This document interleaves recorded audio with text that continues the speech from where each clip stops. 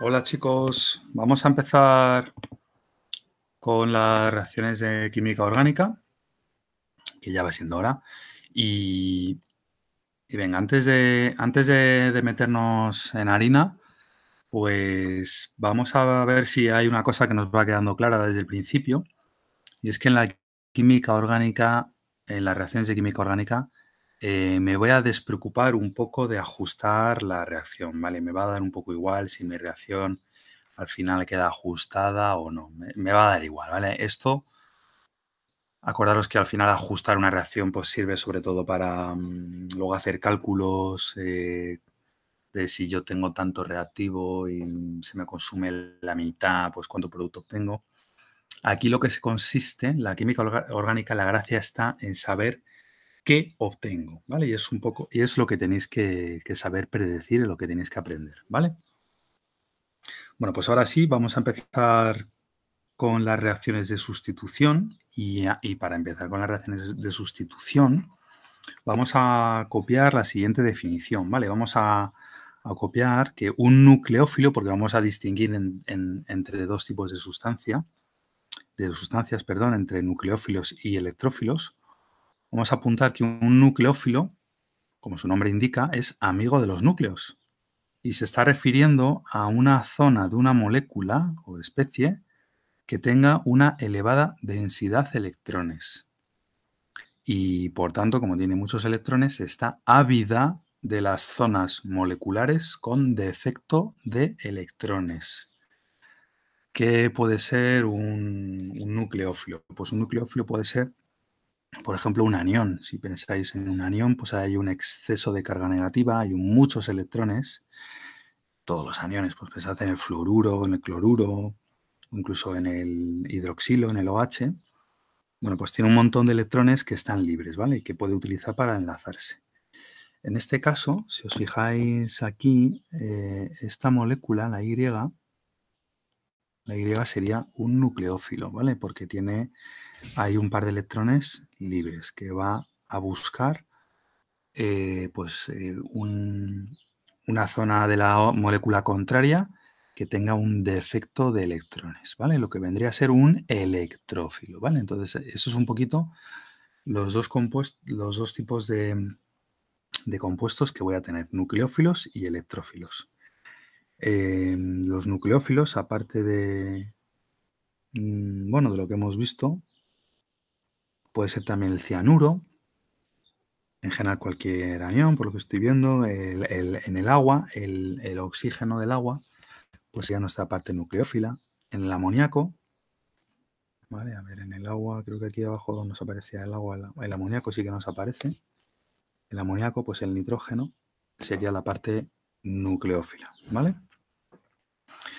Bueno, y en contrapartida a los nucleófilos, en contraposición, tenemos a los electrófilos, que como su nombre indica, son los amigos de los electrones. Son sustancias que van a ser amigas de los electrones.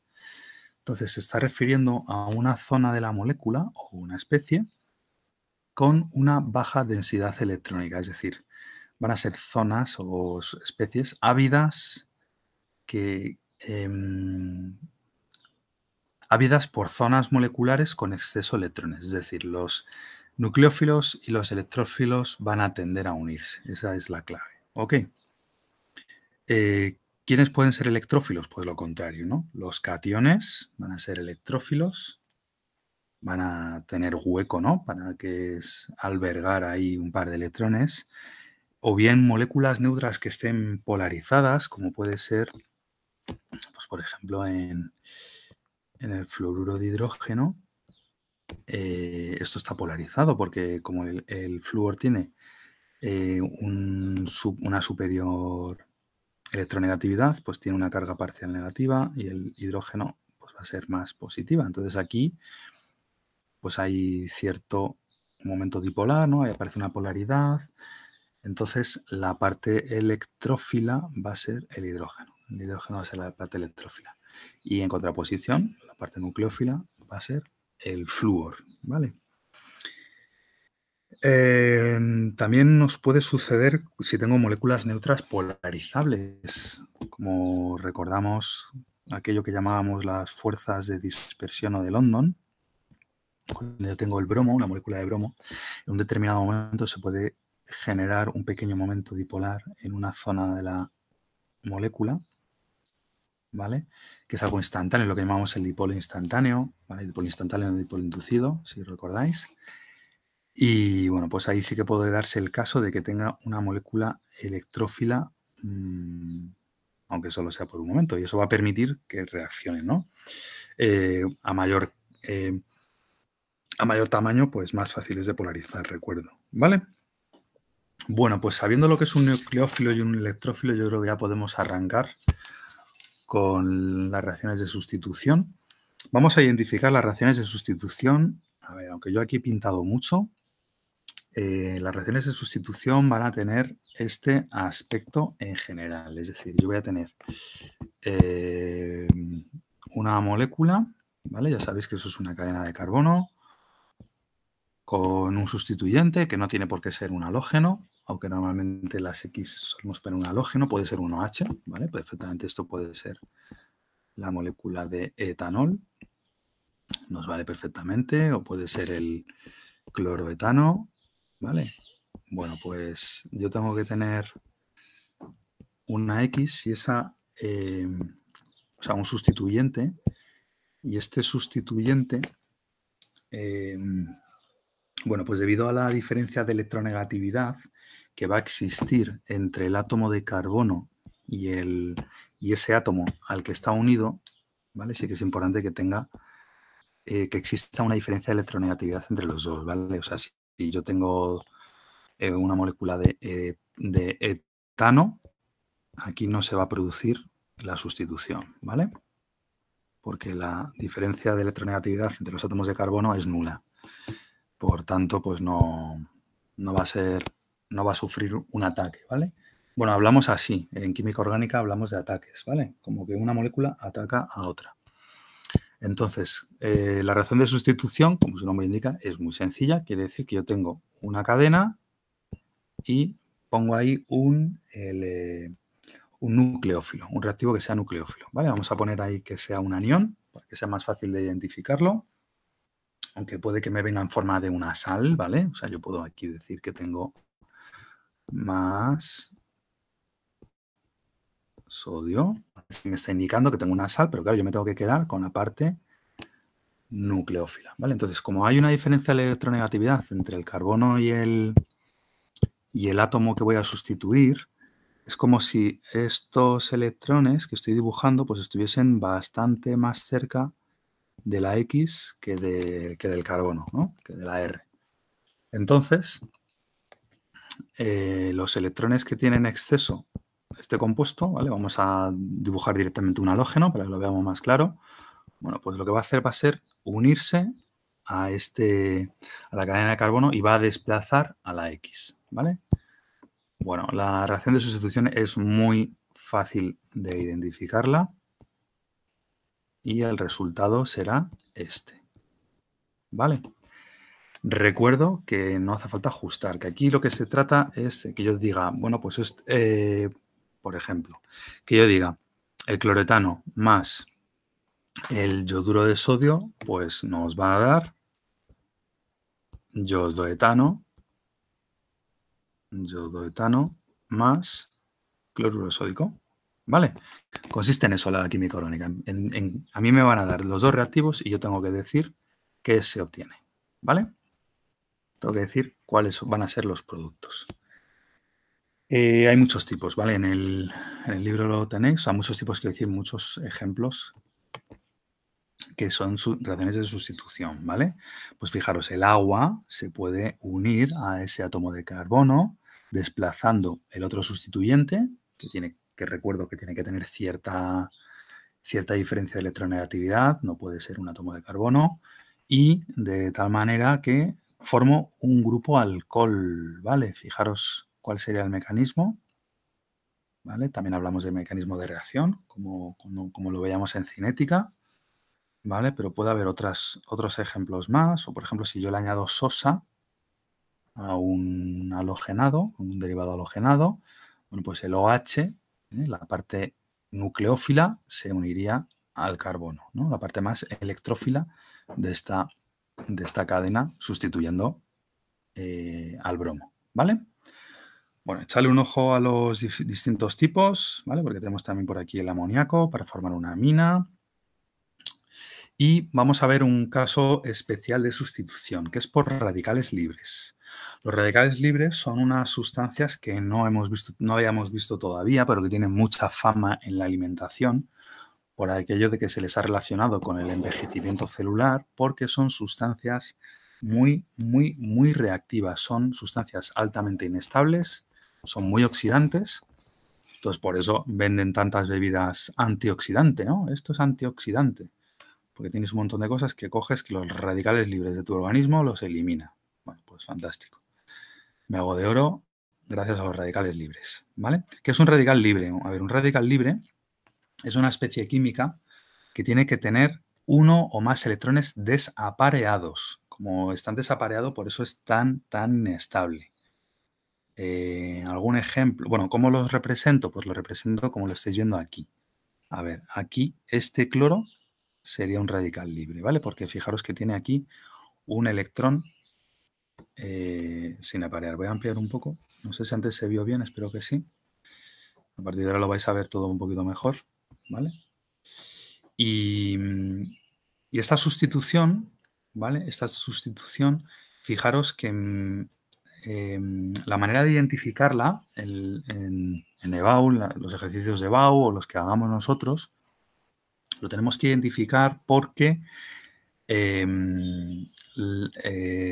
los reactivos me dicen que están reaccionando en presencia o por medio de una radiación luminosa, o me pueden decir mediante radiación ultravioleta. Recuerdo que la radiación ultravioleta era muy energética. Y precisamente yo voy a producir una sustitución donde en teoría no se va a poder producir. Es decir, yo aquí no voy a tener una gran diferencia de electronegatividades suficientes como para que el cloro ataque al metano. Pero en cambio, ¿vale? Porque no tengo ningún sustituyente como me pasaba aquí. Aquí, si os fijáis, cada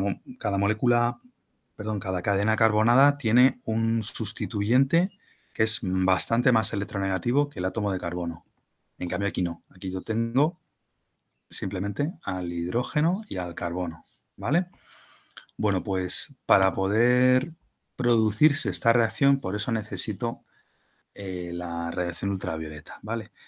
No hay que aprenderse las fases en las que se divide, esto no hay que aprendérselo. Viene bien comprenderlo, ¿vale? Tenemos que saber pues, que primeramente esa sustitución, esa radiación luminosa lo que consigue es romper el enlace entre la molécula de cloro, y como rompe el enlace entre la molécula de cloro y al no haber ninguna diferencia de electronegatividad tampoco entre los dos átomos de cloro, la ruptura es lo que se dice homolítica, es decir, partimos justo a la mitad la molécula de cloro, de tal manera que cada átomo de cloro se queda con 7 electrones. Este va a ser mi radical libre que va a conseguir reaccionar con el metano, ¿vale? Entonces, por eso decimos que esta es la fase de iniciación. Este año no tenéis que aprenderos las fases, insisto. Sí que viene bien comprender un poco el mecanismo de cómo funciona, ¿vale? Pero fijaros que yo paso de tener una molécula de cloro que se me une a este hidrógeno y va a dejar un metilo, un radical metilo, ¿vale? Radical libre metilo, lo va a dejar solo, ¿vale? Es decir, que esta molécula va a seguir reaccionando, esta reacción va a continuar, se va a seguir dando. Voy a tener al final voy a tener muchos productos, ¿vale? ¿Vale? Fijaros que puedo llegar a producir etano con esta reacción, ¿vale? Por combinación de todos los radicales libres y todas las sustancias que yo voy a tener en mi medio, ¿de acuerdo? Venía alguna vez hay muy pocas preguntas de este estilo en EBAU, pero sí que lo sepáis, ¿vale? Lo suyo, cuando a mí me pregunten algo así en EBAU, pues yo tendré que decir que es una sustitución fotoquímica, ¿vale? Y la clave, ya os digo, que me la van a dar cuando a mí me den una molécula que aparentemente no tiene ningún punto de ataque, no tiene por dónde atacarla, aparece por ahí el cloro, por ejemplo, o un halógeno cualquiera, y me hablan, la clave está en la radiación ultravioleta. ¿Vale, chicos? Bueno, pues vamos a ver el siguiente tipo de reacción. Y lo vamos a dejar aquí, al terminar las reacciones de eliminación. Y nada, continuaríamos el próximo día, ¿vale? Venga, las reacciones de eliminación, lo primero, vamos a aprendernos ya de que son reacciones que son contrarias a las de adición, ¿vale? Las reacciones de adición las veremos después. Aquí lo que me va a pasar es que voy a perder, se llama eliminación porque pierdo átomos de mi molécula a favor de conseguir producir insaturaciones. Pierdo átomos, elimino átomos, pero se forman a su vez insaturaciones, dobles enlaces. El más habitual es que yo paso de tener un alcohol, ¿vale? Entonces vamos a ya activar nuestras alarmas en cuanto veamos un alcohol, que en calor, ¿vale? Este simbolito, cuando veas así un triángulo puesto en la flecha, quiere decir que estoy calentando. En presencia de calor y de medio ácido, se produce una deshidratación. Normalmente, el agente deshidratante es el ácido sulfúrico, ¿vale? Dicen que cuando yo tengo una quemadura química por ácido sulfúrico, si a mí se me cae ácido sulfúrico en la mano, se me produce una quemadura. Hablamos de quemadura, como si me hubiesen acercado un hierro al rojo vivo y eso se hubiese chamuscado, ¿vale? Y dicen que principalmente es por la deshidratación que está produciendo el ácido sulfúrico. Es un gran agente deshidratante, el ácido sulfúrico, ¿de acuerdo? Bueno, pues fijaros que se produce una deshidratación, porque yo le voy a eliminar a mi molécula, le voy a eliminar un H y un OH. Eso es agua, ¿vale? Y como van a quedar estos átomos sin hidrógenos, pues se forman esos dobles enlaces, ¿vale? Es decir, esto sería una manera de formar un alqueno si yo parto de un alcohol. Por ejemplo, ¿cómo puedo formar yo eteno en mi casa? ¿Vale? Si yo no sé a quién le interesaría, pero bueno, se puede. El eteno que se llama acetileno, este es el acetileno. ¿Cómo puedo llegar a formar eteno en casa? Bueno, pues si yo tengo alcohol, pues yo qué sé, tengo una botella por ahí de alcohol de 96 grados, pues si yo le echo ácido sulfúrico porque me he comprado, consigo tener agua y un gas que va a ser el acetileno, el eteno, ¿vale? Pues yo qué sé, a mí no me va a interesar esto para nada, pero que sepáis que se puede hacer, ¿vale? Otra reacción de eliminación sería la deshidrohalogenación de derivados halogenados. Tengo un derivado halogenado y lo hago en presencia de potasa alcohólica, ¿vale? La potasa es este elemento, potasa en presencia de alcohol, de etanol, y se produce lo mismo, es decir, se produce una eliminación, elimino esta molécula de aquí, este compuesto de aquí, y pues se me puede formar ahí un doble enlace, ¿vale? Que lo tengo. Entonces, aquí sería otra manera de producir un alqueno, ¿vale? Insisto, reacciones de eliminación. Y nos tenemos que aprender que voy a tener alcanos que no van a ser simétricos, ¿vale? Y para eso me tengo que aprender una norma que descubrió Zaitsev, ¿vale? Vamos a aprendernos cómo se escribe Zaitsev. Y vamos a ver un ejemplo de cuándo hay que aplicarla, ¿vale? Venga, vamos a imaginar que yo tengo una reacción en la cual,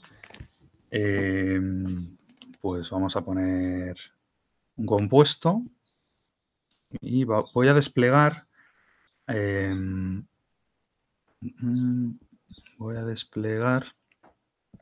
vamos a poner aquí el OH, voy a hacer una